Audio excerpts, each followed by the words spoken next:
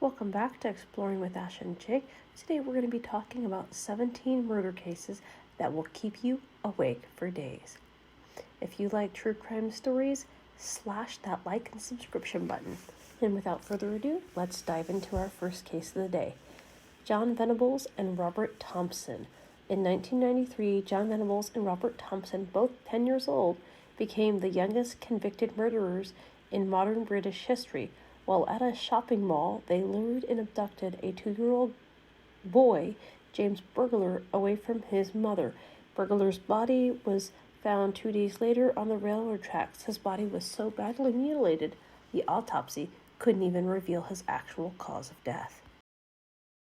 Diane Downs. In 1983, Diane Downs shot her 3 children and drove them to a hospital. One of her daughters was pronounced dead upon arrival. Her other daughter suffered a stroke, and her son was paralyzed from the waist down. Diane claimed a strange man tried to steal her car and then shot at everyone. However, police later found that her secret diary, which detailed her obsession with a married man who did not want kids. This ultimately led to her arrest. She was sentenced to life in prison plus 50 years. She deserves a lot more than that. Coming in hot at number 3, Dennis Nielsen murdered 6 people in the late 70s and early 80s. He picked up young men at London bars, bringing them back to his home where he would strangle them. He also bathed them and dressed the corpses, often keeping the bodies for weeks or even months. He would also talk to them and engage in sexual acts with them before ultimately burning or flushing their remains down the toilet. In fact, he was only caught because a drain outside his home became blocked with human remains that he had tried to flush away. That's just creepy.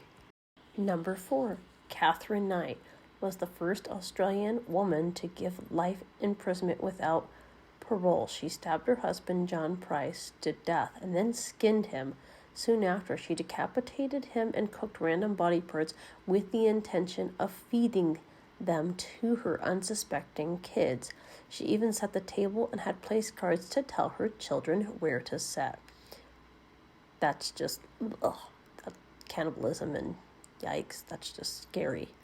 Make sure you know who you're dating on the internet so they don't turn out to skin you, cook you, and eat you. Dating Tips 101 from Ashley. Number 5, the Alphabet Murders. Between 1971 and 1973, 3 young girls were raped, strangled, and killed in upstate New York. Each victim's first and last names started with the same letter, and their bodies were found in the cities that started with the same letter of their names. Carmen Cullen in Churchville, Michelle Mazzella in Macedon, and Wanda Wolkowitz in Webster. These killings were known as the Alphabet Murders, though several hundred people were questioned and no one was ever convicted of these crimes, and no one has still been convicted of these crimes. Number 6, Isaiah Sagwa. In 1981, Isaiah Sagwa shot and killed a woman in his apartment. He ate different body parts of her body over a 2-day period because he thought it would let him absorb her beauty. He has also had sex with her corpse, and later on, Sagwa tried to dispose of the leftovers in a lake in France where he lived. He awaited trial for 2 years and was declared insane, and the charges against him were dropped.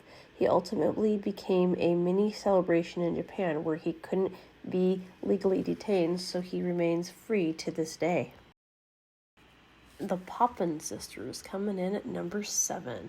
Christine and Lee Poppin were 2 French sisters and live-in mates. In 1933, after working for and living with the Lachine family for 7 years, they murdered Madame Lachine and her daughter Genevieve. Both were beaten and stabbed to the point where their bodies were practically unrecognizable. Their eyes were also gouged out. The police discovered the Poppin sisters in their room, naked in bed together with a murder weapon. Who wants breakfast with a side of murder? Coming in at number 8, Carl Tanzler was a radiology technologist at a hospital in Florida in 1930. He met Helen McGargle and was diagnosed with tuberculosis. Tanzler became obsessed with Hoyos, who died in 1931, even though he didn't technically murder her. The story is too disturbing to not include, though. 2 years later, Tanzler removed Hoyo's body from the cemetery and tried to preserve her by attaching her bones together with wire and placing wax soaked over a cloth on her skin and sticking rags in her body to help keep her shape. Several years later, in 1940, Hoyo's sister heard a rumor that Tanzler was sleeping with the disturbed body of her sister. She confronted him, and Hoyo's body was ultimately found. Creepy. Who wants to sleep next to a dead corpse anyway? Coming in at number 9, Gertrude Bonoski facilitated the torture and the murder of a 16-year-old Sylvia Likens in 1965. Likens was tortured in unspeakable ways for 3 months by Bonoski's family while she lived with him. To be honest, I felt physically ill while reading about this and the things that they did to her.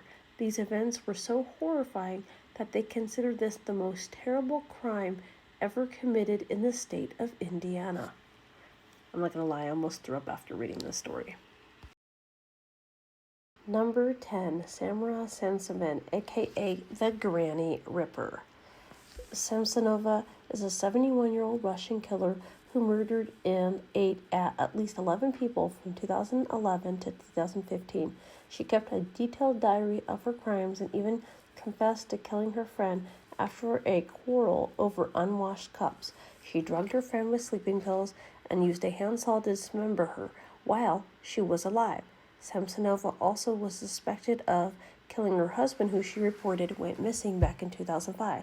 She is currently in prison and awaiting trial. Number 10, Carl Panzram, also known as America's most repulsive serial killer.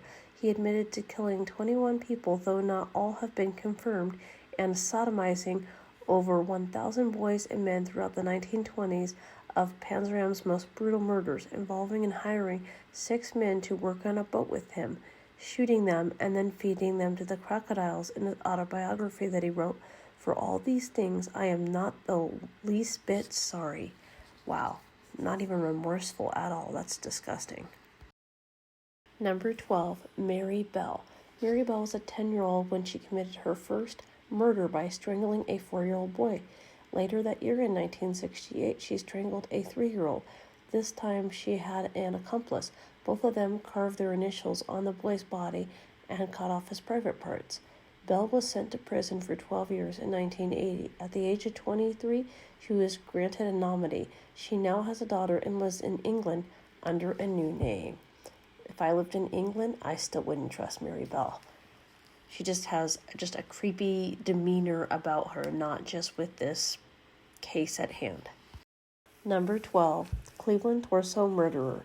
At least 12 people and as many as 20 were killed and dismembered by an unknown person in the late 1930s.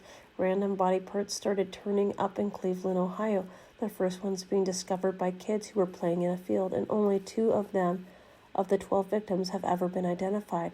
The top left picture is a casting of John Doe's decapitated head, which was put on display at the Great Lakes Exposition in 1936 to 1937, with the hope that at least one or more than 1 million visitors could identify the victim. He still remains unidentified to this day. I don't know about you, but these look like creepy-ass cadavers, if you ask me. The Hello Kitty murder, coming in at number 14. Fan Mei Yi was 23-year-old nightclub hostess who was kidnapped by 3 men in 1999. They tortured her for a full month before she died, though it is unclear if her death was caused by the men or from the drug overdose. After she died, the men decapitated her and put her skull in a giant Hello Kitty doll. All 3 men were convicted of manslaughter. The Hello Kitty murderer is recognized as one of the most cruel and callous cases to ever appear in the court of Hong Kong. Now, I just want to say, they point out, drug overdose. She never had a drug problem. They would torture her and force her to take all kinds of drugs and inject all kinds of things into her. And they would torture her with electrical wire and just other things because it was just some sick, fun game for them to do when they were bored. And they would leave her to sit in remnants of her own feces and urine and starve her. And sometimes, if she was lucky, she got a scrap of bread. But ultimately, she died because she succumbed to her injuries and malnourishment and dehydration. This story is a very deeply disturbing story. Number 15, Edmund Kemper, aka the Co-Ed Killer. Edmund Kemper brutally murdered 10 people, including his paternal grandparents and his mother, during an 11-month killing spree in the early 70s. Kemper killed at least 6 students in the mountains of California, decapitated them, had sex with their corpses, necrophilia. He also killed his mom with a claw hammer, decapitated her head, necrophilia again, and then called the police and turned himself in. Well, I would think so. It seems like he wasn't all mentally there. Coming in at number 16, Kenneth Troyer. In 1976, Karen Kloss was raped and strangled with her own pantyhose by an unknown assailant. She was unconscious when the police found her and was in a coma for 5 days until her death. Nearly 41 years later, thanks to familial DNA testing, we were able to identify Kevin Troyer as the attacker. Troyer has already been dead since 1982. This was Hermosa Beach's longest-running cold case ever. Coming in at number 17, the boy in the box murder. An unidentified boy was found in a cardboard box in Philadelphia Field in 1957. His naked body was covered in bruises and in a blanket. Because he was so malnourished, police couldn't determine the boy's actual age. They assumed he was between 4 and 6 years old. More than 400,000 flyers with the boy's likeness were distributed in hopes of finding out more information about what happened, but no one ever came forward with any concrete tips or claims. There are several theories about what actually occurred, but this case remains unsolved to this day. Over 60 years later, the boy's headstone reads, "America's Unknown Child." That is just so sad. That breaks my heart.